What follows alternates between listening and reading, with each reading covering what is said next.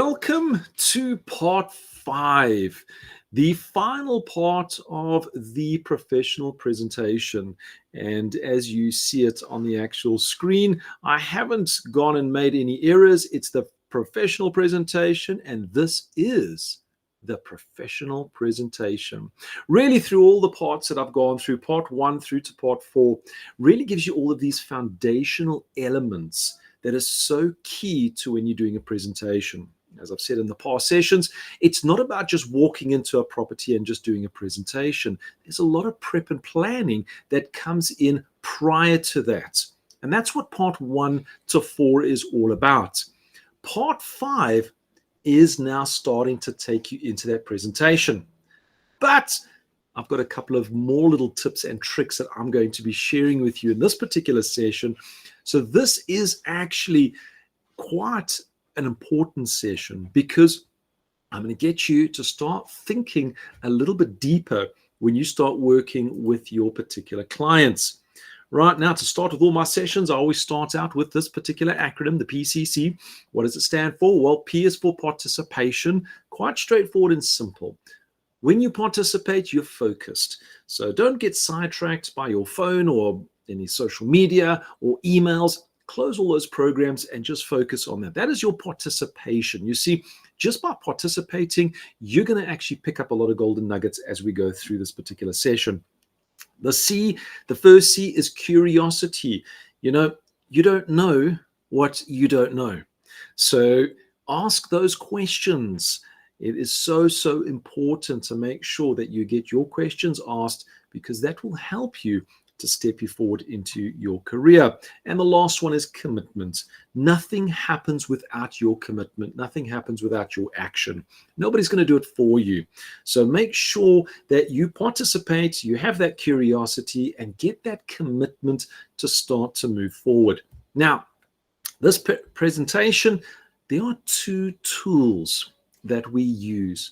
And these are probably the 2 most important tools that you're going to have when you're going into a particular presentation. The first, it's the marketing plan. You see, so many times agents speak to clients and go, well, we're going to take your property, we're going to take those professional photos, and then what are you going to do next? It's that marketing plan, that plan for the next 2 weeks, 4 weeks, and in this case, 8 weeks, that's going to help you to put your property, Mr. Seller, on the map. And plus it gives you a lot of credibility because you know what to do. And this is a scalable program that I will share with you. And I know it works because it's what I use personally. And then the most obvious, the one that everybody's been waiting for, it is the presentation. And the presentation, well, it could be any form of presentation. You need to have something that you can deliver to your clients. Well, there's a bonus that comes at the end of this particular session. So look out for that when we get to that now. So the marketing plan. This is that very first tool that we work with. And this is something that I want you to remember. The real estate marketing plan is a replicable strategy formulated to sell properties quickly. You see, you need to make sure that you can have a plan that you can repeat on every single property. That's a marketing plan. It's not, well, this property, I'm going to do this, and on that property, I'm going to do that. You have a straightforward marketing plan. And the reason behind that is when you have that in place and you start growing with your team, you know that your level of standard in your marketing will remain constant throughout your team. So you as a solo agent, if you're starting there, you create that particular plan and you make sure that it is repeatable and scalable to sell properties. And then you just repeat that over and over and over again so you don't have to think about it. So the marketing plan, it needs to have all of that. However, there's something that you do need. You need to understand your buyers by creating a type of persona. And why is it so important? Well, when we're going through our marketing description of the actual property and those descriptions that go on the social media platforms, etc., we need to write it as if it is speaking to our buyers directly. So you need to actually have a little bit of more information about that buyer persona. So going into properties, and the great thing is if you work in a selected suburb, you will find that the buyer persona, 80% of it is pretty much exactly the same. There's just that 20% that would be different in that. So you just create it once and you'll have that buyer persona moving forward for that suburb. So what are they? Well, these are a couple of questions that you can ask. The first one, what's their age, or what stage are they? Are they in their early 20s, early 30s, that era where they're just getting married? Maybe it's a first-time home buyers, maybe they've got young kids. Or are they hitting to the retirement age, 50, 60? You need to identify that, because that is obviously going to depend to the type of people that you're going to speak to. The next, where do they currently live? You see, what we find is in suburbs, you'll find that when people move in, always ask the question as you're going through, so where are you moving from? You might find that they are moving from, let's say, for instance, a simplex area where it's just this concrete jungle of buildings, and now they're deciding to go into freehold. Now, why is it so important? Well, when you're doing your marketing, you're looking for buyers that come out of those areas. So when you're actually doing all that marketing campaigns, you're going to be focusing it in that area to find your buyers. That's where you're going to find them from. If it's properties where they're moving from Joburg down to the actual coast, so cities to the coastal regions, or maybe they're moving into the natured regions, maybe they're going from city center. Get that information of where they are moving from. And that is something that you will slowly build over time. And when you start getting quite specific, you're going to find your buyers like that. List a property, you know exactly where to find them. The next one is, what's the income and the budget? Now, it's so important to know that. So when you're actually looking at properties at a certain price range, immediately have your calculations in mind. What sort of income do they need to earn in order to buy in these particular suburbs or in this particular complex? Having that particular information will also put you into the category of what level of professionalism. And when I mean professionalism, it's in their salary earnings, because the higher you are as a profession, the more you typically earn. So your doctors, your lawyers, they earn right at the top. And then you go all the way down to administrators and supports and staff of that nature. So you'll start to identify really where they fit on that scale. So look at what would the earning potential be. Now, we've got a lot of tools that will actually say the average household income is X. And you can use that as a reference point when you're trying to give that buyer persona. The next is, what type of home are they looking to either buy or sell? Because remember, 60% of our buyers needs to sell something. So not all of them just have cash on hand or are first-time home buyers. So 60% need to sell something before they can actually buy. So what type of home are they looking for? Are they looking for the freeholds with the garden? Or are they looking for flats, simplexes, duplexes? You get that idea, because when you're doing your marketing, you can relate that directly to the listings that you've actually got. So understanding your buyer persona and creating that persona of the type of people that are going to come in there, you'll have a good idea. Someone walks through the front door, you'll be able to look at them and go, I know that this property is suited for you. Why? Because you've already done that persona and you've done the homework. Whereas if you just have a total stranger and you haven't done the homework, how do you know if they're right buyer? So that's the reason why we actually do that. The second is why. Why do we need to understand the persona? Well, it's going to lead you through the stages of your marketing plan. Big part of our marketing plan is, who do we market to? We have this listing, who are we going to market to? Are we going to take a simplex where it's got probably people in their 30s and market to that to people in their 60s? No, we're not. So we need to have a look at that, because if we're going to be using things like Meta and using adverts in the social media platforms, you can actually pick an age range. So you need to know who you're doing, so that will lead you through that marketing process. It's also going to lead you on how to write your property descriptions. You're going to be writing it, so when a buyer reads it, it's as if you've written it for them. That is so, so important. You need to make sure that your descriptions is not just a blanket, hey, here's a property, 3-bedroom, 2-bathroom, double garage, etc. It needs to talk to the actual buyer. So when they read it, it actually relates as if you've written it directly to them. The next, it's where you're going to place your emphasis on the marketing. So if it is first-time home buyers in that, let's say, late 20s, early 30s range, you're going to put your emphasis into that. And you're going to have a lot of your quirky comments that will be pushed in that particular direction. So it's very, very important. You see, your buyer should feel like that realistic marketing plan is speaking directly to them. Now, when you're sitting with your actual sellers and you're actually already have that buyer persona in your mind, you've already done that homework, and you're having that conversation, what's going to come across is your seller is going to look at you and say, oh, so you already have a buyer. Why? Because you have already described them. You know exactly what they are. You know what you're looking for. And that is a key to sales. It's knowing your clients, not only your sellers, but your buyers. Who are they? Just think of any marketing campaign that happens, and you'll always find that the marketing campaign is directed to a certain audience. And this is something that's always missing from real estate agents when they're marketing their properties. They market it openly, where you should market it to a specific audience so that you can target and get through to that. Yes, it does have an open nature. It'll filter and feed over there, but you want to start getting to that specific audience because that's where you're going to start selling properties much quicker.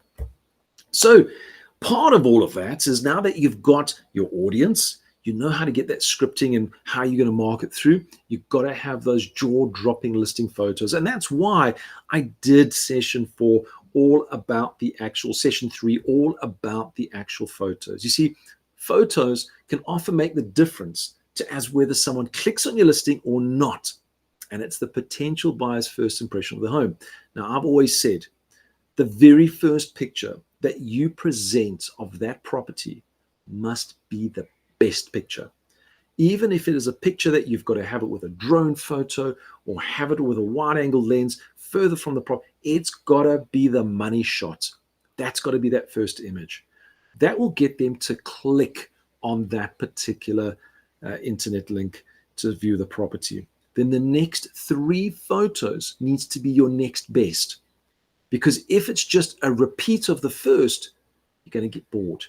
So your first 4 photos are really your money photos. You need to make sure, number 1, it is the money shot. It's the one that gets them to click.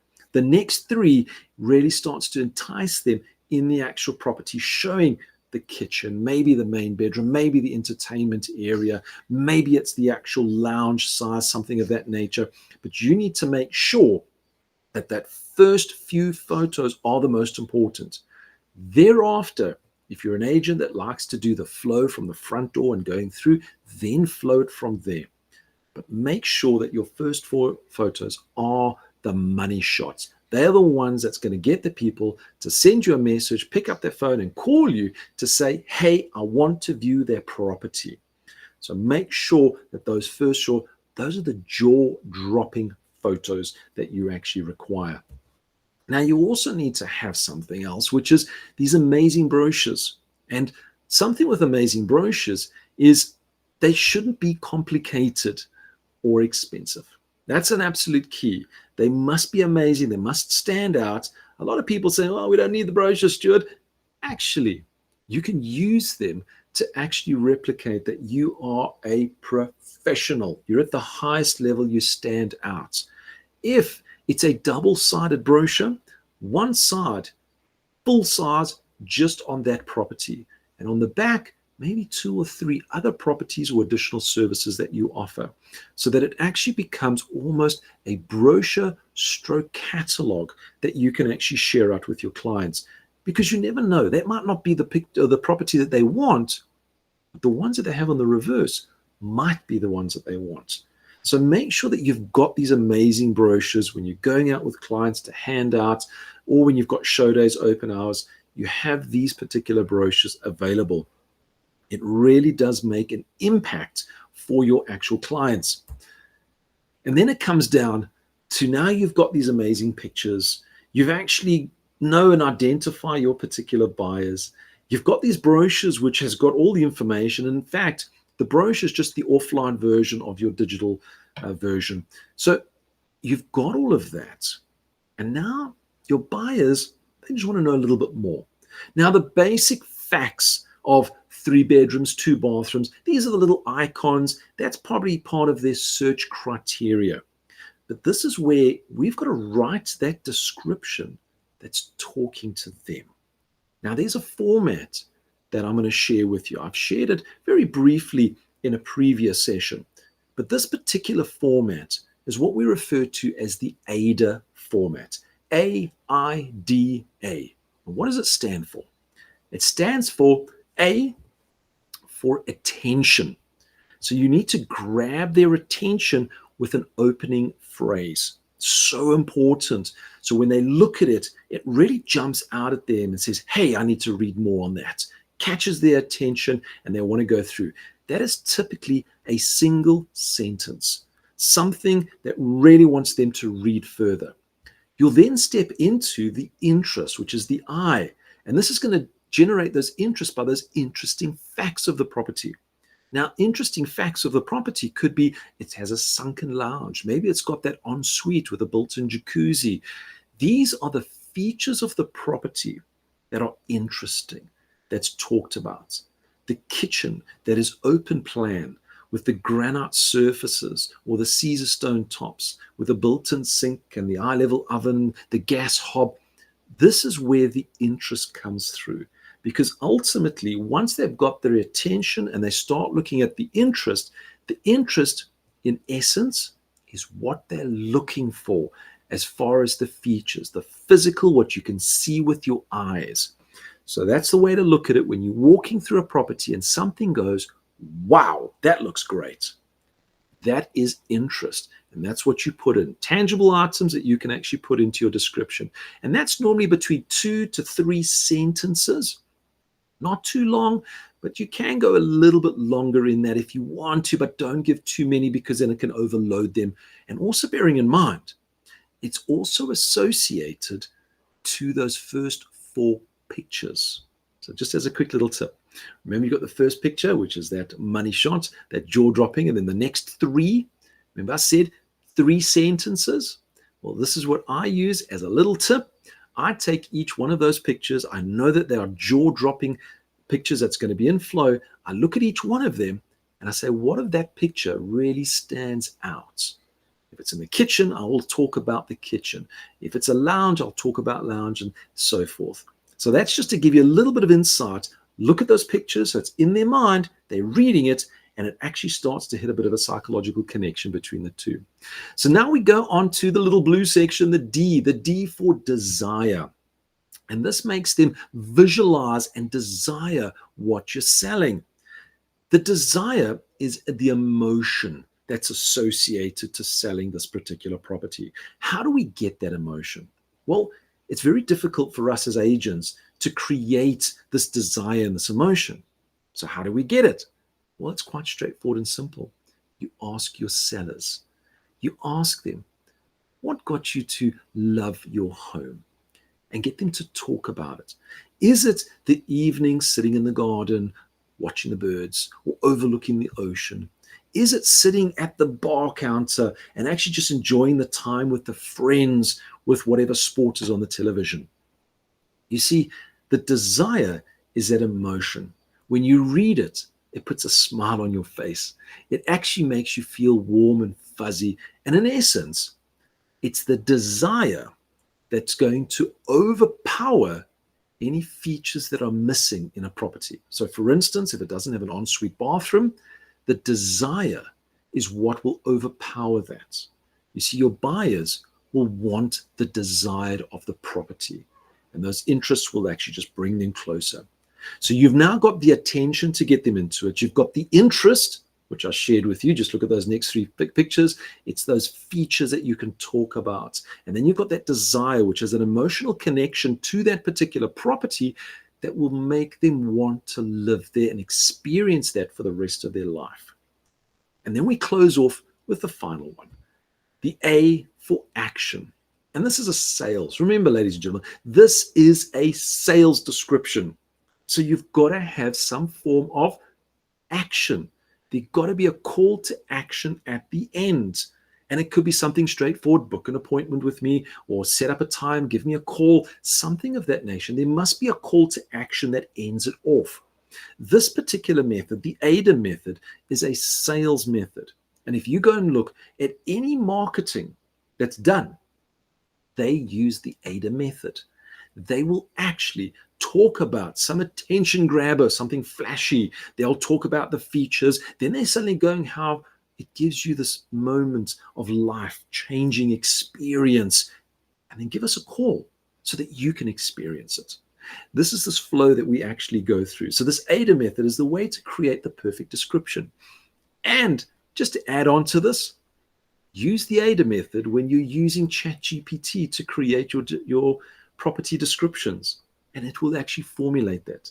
So give it the actual information that you want, those features, and say, please create me a property description to this specific buyer audience persona, and watch the outcome that comes from there.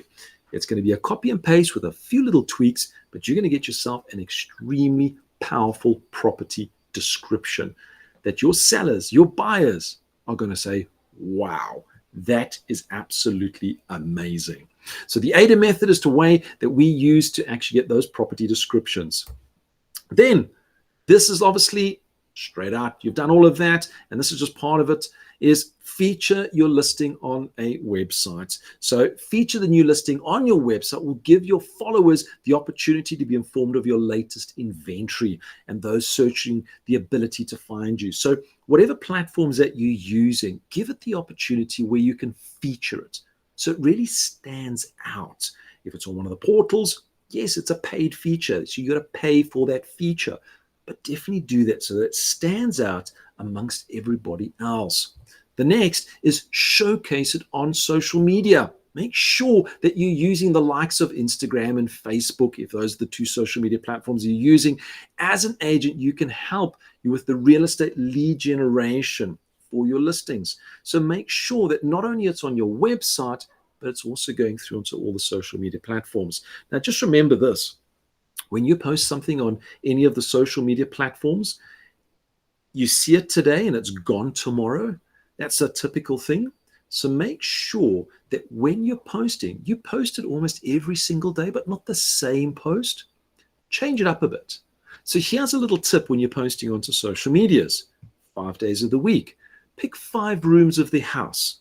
And in each day, Monday through to Friday, post that picture with a short description of what that picture is about with a call to action, and use the AIDA method. Then on Tuesday, maybe it's the kitchen, and post that. Maybe Wednesday, it's the lounge, and you post that. So you've actually got yourself a stream of posts that you can do every single day. And the great thing with a lot of the social media platforms, you can schedule it. So you can do it on the weekend, and it'll automatically post itself in the premium times, whichever it is for your platform or your actual account. Normally, it can be in the morning or the afternoon, and you can actually schedule them for the week ahead so that they automatically roll out. Great little tip, but definitely do that when you showcase your particular listings. Now, something that I've seen so many times, agents just don't do this. They don't follow up on the leads. If you get a lead, you must follow up on it, every single lead. And you'll be surprised how many agents get leads and they just totally ignore them. So in order to do that, please have a process. Make sure that you put a process in place and be organized about how you approach that lead nurturing. It's one of those key things of just doing it right. So have that process. Lead comes in. What do I need to do next? I need to maybe send them a message, maybe send them a phone call, maybe send them a link. Have a process that you can follow on an ongoing basis. Remember, this is creating a checklist for your actual business. Be persistent. You have to be persistent on all these leads that actually come in. Persistence, it's everything. If you want to radically improve your pipeline as well as nurture those listings leads as possible, as soon as possible, you have to be relentless. So when leads come in, don't just go, okay, I'm going to send you a message straight back and then just, no, send them a message and then have a follow-up a day later. Maybe give them a call within a couple of hours and then carry on following up and follow up and follow up and follow up until they've bought a property. You don't stop following up with them until they say to you, hey, thank you so much, but we've just bought a property. Then what happens? They're going onto your database and you're going to keep in contact with them until 7 to 10 years time, they need to sell. So you're actually growing your database, but just follow up with them all the time because it's so important. You can actually get it. The bottom line, having a solid real estate listing marketing plan can help you approach your work methodically and with purpose. So if you're able to replicate your plan with each listing, you'll speed up the process and also get into this groove which frees up your time and leaves you more organized and successful. So make sure that you've got this plan. Now, I've given you all of this, but what I want to share with you now is an 8-week digital marketing plan. Now, you will be able to download this. So you can actually go through, and this is just what it looks like. It has an 8-week marketing plan that you can actually print out, and I would suggest you print it out in high gloss. Each week, it gives instructions of what to do. So you can actually have that conversation with your seller. Week 1, this is what I'm going to do. Week 2, this is what I'm going to do. So when a seller says to you, well, you know what, I don't want to give you a sole mandate. You say, well, my marketing plan works around a sole mandate. Why don't we work for the first 4 weeks? There's the plan. That is exactly what I'm going to do step by step so that we can get your property sold. And it's through this marketing plan, this particular deck has helped me close more sole mandates than any other document I've ever used. When I sit down and have a look at this, the sellers look at me and they go, wow, you have a plan. And I go, absolutely. And I know exactly what to do. So I make it colorful and I actually present that. Mine printed, laminated, professionally bound, and I would go with that to every single one of my appointments and I would go through those particular elements. But then it goes a little bit further because it's all nice to have this particular plan.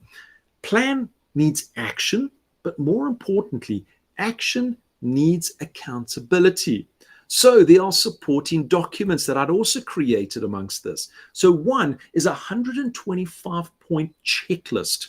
So when you're actually going through everything, you can actually just tick it off. Now, the great thing with ticking it off, one of the items, send an update through to your seller. So it's not about the amount of views. It's not about the amount of people that have inquired. It's about your activities. And that's what that 125-point checklist actually does. Broken down over 8 weeks, allowing you to actually tick it off as you've done it so you can actually have a look at it. And then you can actually, if you want, you can actually then take just a screenshot of that first week. Don't do a screenshot of the whole thing because that's giving away a lot of your secrets. So you just give that screenshot if you want, or just say, hey, this week, this is what I've done, and away you go. I've also got a progress register. Now, this progress register breaks it down into the different weeks, gives you a couple of ideas on social media of what to do, whether you're going to do one photo or a collection of photos.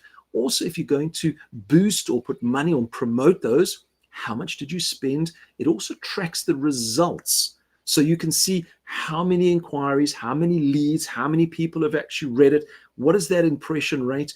All of that is on that one sheet. Because again, when you're giving your feedback through to your sellers, everything is there so that you can actually have a look at it. And then the final is the actual register. And the great thing with this register, it's a 1-page, and I'd actually had this printed as A3, so I made it a bit bigger. And what I would do is I would write the actual, either the listing number or the actual address. And as I'm going through the weeks, I would mark off week 1 is done and I put a little cross there. So when I'm working with maybe 5 to 10 properties, remember, some of the properties might be at week 1, some might be at week 5. How do I know where I am? Well, that particular chart gives you all of that so that you can actually see, hey, this particular property, I'm 5 weeks in. And you've got all the information on the notes and you know what to do. Right, week 6, you can have a look at week 6 and you know exactly what to do. Where it also helps is when you start getting through to administrative support, they would actually be doing a lot of this for you so that they can track. You can look at it and say, hey, great, this is where we're at, and away you go. So these are these additional tools to help you to move you through your marketing plan. Remember, marketing plan is not just simply, hey, we're going to put it on the portals and we're going to say good luck and let's maybe get a listing inquiry or 2. No, it's a process and it's a plan. This is the reason why I used to stand out with my particular sellers. They loved this. They loved the accountability that came into it. So all of this, yes, you will be able to download. You'll see those particular links once it's all been uploaded, and you'll get access to all of that. Now, I have to say this because I have a bonus. And this is really what everybody wants. I have probably sent out, I don't know how many hundred copies or hundreds of copies of this particular bonus to everybody. And this is really what everybody wants to get their grimy hands onto it. The bonus is, I will be sharing with you, it is a 26-page professional presentation. This particular presentation is a presentation that you can edit, and you can even add your own logos to it. It is full with the scripts so that you know what to say on one of the actual pages. So you can customize it the way you want it. And it's got instructions how to do it. It tells you, hey, you should be talking about this so that you can have that particular information. It's got the instructions included on how to customize it. So this 26-page, you'll be able to download. It almost sounds like I'm about to tell you how much it costs, and it's for free. I'm actually going to be adding it in so that you can download it. It is a big file, but you can then download it. And what I would suggest you do, when you download it, and you've customized it with your property pictures, your different bits and pieces that you want to put into it, go and get it professionally printed. Go and get it so that it's laminated, high gloss. You only need 1 or 2 copies. Remember, this is not something that you hand out to your clients. This is something that you take with you each and every place that you go through to. And it covers every bit of information that you need. So when you have that all in famous script, is there anything but the price that's preventing you from signing the mandate now? And they say, yes, we want to talk about. Well, you can go into this particular presentation and you'll be able to page to that section and say, right, let's talk about that. This is how we address it. This is the way we go through it. When you go through with this professional presentation to your particular clients, what you're going to find is they will definitely see you in a totally different level. So that is one of my big gifts, the bonus to give to everybody. It is something that's going to take you probably about a day to customize it, but invest in yourself. Invest in getting it professionally printed, taking it around to your clients, keeping it into a good condition. And as you go forward, you're going to find this will become your guidance tool to get you more sold mandates.